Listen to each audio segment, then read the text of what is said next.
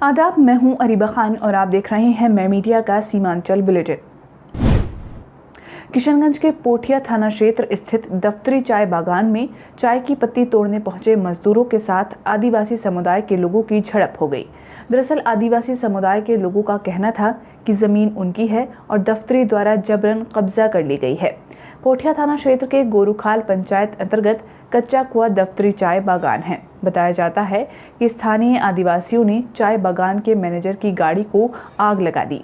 आदिवासी समुदाय के एक व्यक्ति ने कहा कि करीब 150 एकड़ जमीन पर दफ्तरी कंपनी ने कब्जा किया हुआ है और कोर्ट में केस चल रहा है। बता दें कि वर्षों से यहां पर दोनों पक्षों के बीच विवाद चल रहा है। दफ्तरी डेवलपर्स के सुनील दफ्तरी ने बताया कि उन्होंने जिले के हजारों लोगों को रोजगार देने का काम किया है। इसके बावजूद चंद स्वार्थी तत्व अपने लाभ के लिए भोले भाले आदिवासियों को बरगला कर इस तरह की घटनाएं करवा रहे हैं ताकि भयादोहन किया जा सके। उन्होंने थाने में मुकदमा दर्ज करवाने की बात कही है। कौन पंचायत है? गोरुखाल पंचायत। कितना नंबर वार्ड में है? 9 नंबर।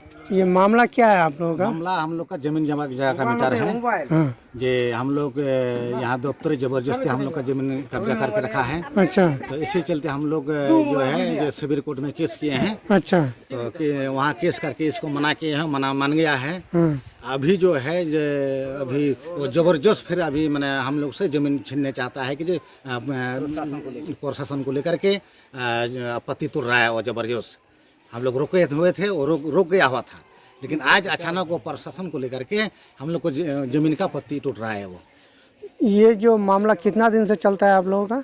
ये मामला बहुत दिन से चलता है, लगभग 5-6 साल से। 5-6 साल से? जी। तो 5-6 साल से जो चल रहा था, पहले कौन पत्ती तोड़ रहा था? पहले लेकिन हम लोग भी तोड़ते थे, वो भी तोड़ता था, लेकिन अच्छा। इसमें इस बीच में और वैसा ही हुआ है। पहले हम लोग पत्ती तोड़ के उसी को ही देते थे। अच्छा। हाँ, तो देते क्या हुआ, वो लास्ट में जो बोला कि हम ये जमीन हम खरीदे हैं, जो आप लोग छोड़िए जमीन। कितना एकड़ जमीन होगा जितना आप लोग का, जो जिस जमीन में जो आप लोग का ये चल रहा है? 150 एकड़। 150 एकड़ टोटल? 150 एकड़ में आप 150 एकड़। कटिहार जंक्शन से 6 किलोमीटर पीछे स्थित मनिया हाल्ट पर रोजाना बंगाल से आने वाली ट्रेनों से शराब की बड़ी खेप उतरती है। शराब ढुलाई से जुड़े लोग बताते हैं कि अधिकतर समय तो स्लो स्पीड पर चलती ट्रेन से ही शराब की खेप को उतार लिया जाता है और कभी कभी मनिया स्टेशन से कुछ आगे पीछे बंगाल से आने वाली ट्रेनों को रोककर तस्कर शराब उतरवा लेते हैं। शराब तस्करों का रैकेट काफी मजबूत है और आरोप है कि पुलिस भी इसमें मिलीभगत है। उत्पाद अधीक्षक केशव झा ने कहा कि इसको लेकर रेलवे प्रशासन से भी बातचीत कर विशेष रणनीति बनाई जाएगी। किशनगंज जिला मुख्यालय से 5 किलोमीटर दूर स्थित टेउसा पंचायत के नव प्राथमिक विद्यालय आदिवासी टोला की स्थापना वर्ष 2011 में हुई थी। मकसद आदिवासी समाज के बच्चों को शिक्षित कर समाज की मुख्य धारा से जोड़ना था। इस स्कूल में 60% आदिवासी समाज के बच्चे आज भी शिक्षा ग्रहण करने आते हैं, लेकिन हैरानी की बात है कि इस स्कूल के स्थापना के 10 वर्ष पूरे होने के बावजूद स्कूल का भवन तो दूर की बात, आज तक स्कूल की जमीन नसीब नहीं हो पाई है। स्कूल पिछले 10 वर्षों से बीकूलाल सिंह की जमीन पर चल रहा है। फिलहाल कुल 110 बच्चों का नामांकन है और 2 शिक्षक पदस्थापित हैं। ग्रामीणों का कहना है कि स्कूल बारूद के ढेर में संचालन किया जा रहा है, किसी भी वक्त अप्रिय घटना घट सकती है। स्कूल छात्र छात्राओं ने बताया कि विद्यालय का भवन नहीं होने से कड़ी धूप में बैठना पड़ता है और ज़्यादा तकलीफ वर्षा के मौसम में होती है। बिहार राज्य प्रारंभिक शिक्षा संघ के शिक्षक नेता ने सरकार पर सवाल खड़े कर कहा कि किशनगंज के कमोबेश सभी स्कूलों में विषयवार शिक्षकों और संसाधनों का घोर अभाव है। सिलीगुड़ी निगम का कार्यभार संभालने के बाद सोमवार को सिलीगुड़ी के मेयर गौतम देव ने पहला बजट पेश किया। एक तरफ बजट में जहां शहर की साफ सफाई व्यवस्था को दुरुस्त करने के लिए कदम उठाने की बात कही गई है, वहीं दूसरी ओर शहर में पानी की समस्या के समाधान के लिए योजनाएं बनाने का जिक्र किया गया है। अररिया नगर थाना पुलिस ने 12 मार्च को निबंधन कार्यालय में कार्यरत निजी कंपनी के कर्मी से हुई 13 लाख रुपए की लूट के मामले में एक व्यक्ति को गिरफ्तार किया है। साथ ही लूट में प्रयोग की गई मोटरसाइकिल भी बरामद कर ली गई है। ये जानकारी एसडीपीओ पुष्कर कुमार ने रविवार को नगर थाने में एक प्रेस वार्ता कर दी। एसडीपीओ ने बताया कि नवनीत कुमार वर्मा उर्फ सोनू व उसके साथी कर्मचारी सूरज कुमार सिंह से 12 मार्च की शाम शहर के खड़िया बस्ती पास 13 लाख रुपए की लूट हुई थी। इसको लेकर नवनीत कुमार ने नगर थाने में प्राथमिकी दर्ज कराई थी।